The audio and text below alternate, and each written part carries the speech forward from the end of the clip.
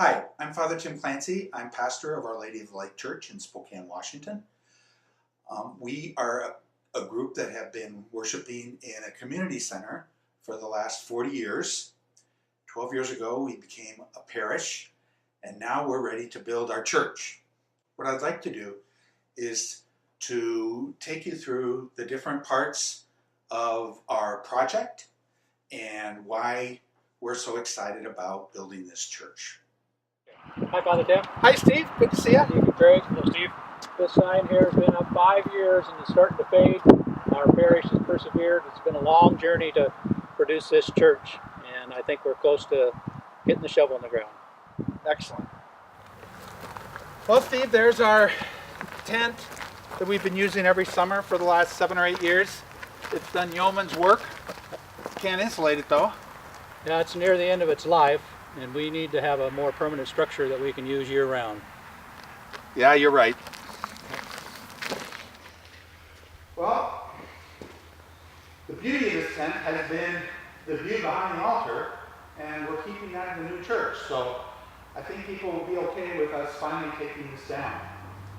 This has been a beautiful place. It's a beautiful view right here. It'll be nice having the church, a permanent church building right here for us. I think this will be very nice. Deacon Craig, this is our Marian grotto, and the story behind it is that one day we came to church and this statue of Mary was laying on the front step of the church, so we incorporated it in this grotto. Very interesting. Yeah. Okay, Father, tell us a story about this labyrinth. Well, I was in Europe the summer before we bought the property, and I visited Chartres and saw this labyrinth in the flooring, and I thought, this would be a wonderful way to hallow the ground. We're not going to be building right away, but this is a way to mark this as a sacred place, and sure enough, over the years, many people have used it.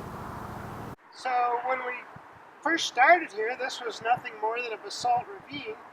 We came in, we leveled up the site, and then on a given Sunday, we had all the parishioners come up. We basically had a brick brigade where we placed all the bricks to make basically a bullseye.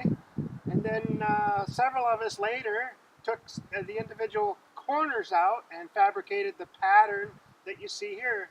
And it's basically a pattern where you walk in, you follow the path until you get to the center. You spend a few minutes there in the center, and then you walk back out through the path. It's not a maze, it's a labyrinth, it's a path. We have the money to build our church.